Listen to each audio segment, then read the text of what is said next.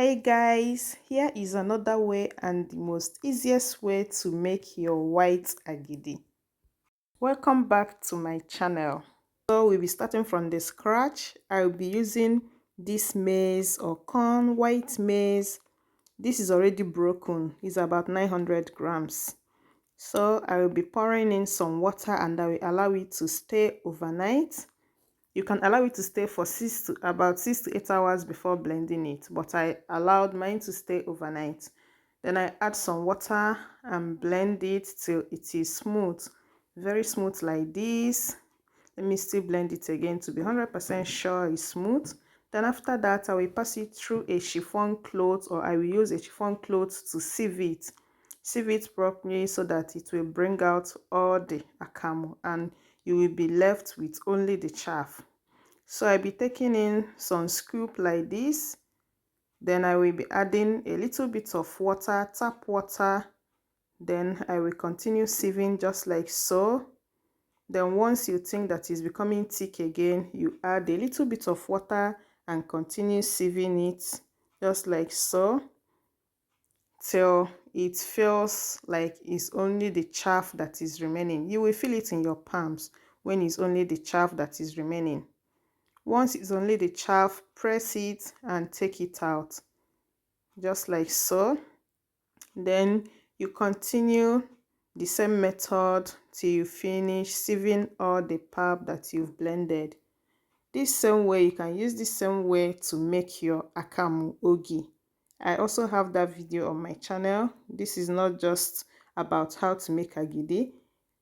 You can also make your ogi just like so. So this is like 2-in-1 video. I will be putting the link of the other recipe of agidi that I did in the description box below. So feel free to also check it out. But I prefer this method because with this method it's so easy. It doesn't take time to make your agidi and it doesn't get lumps. I'll be sun drying this and I'll use this for fufu. I also have a recipe of how to turn this into fufu. I'll be putting the link also in the description box below. After about 6 to 7 hours, then I'll be decanting the water. As you can see, the water has separated from the main agidi.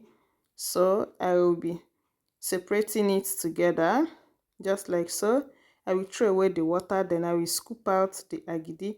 You can use a bag and pour it inside so that all the water will go out from the bag and you will be left with only the content agidi.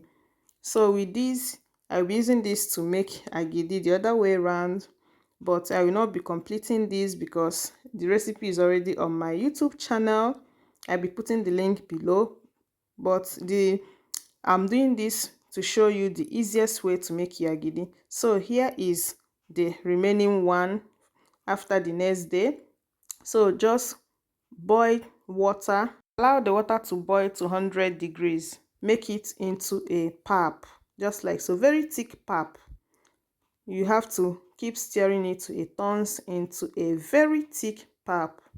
So once it turns into a very thick pap, transfer it into a pot just like so and keep stirring it.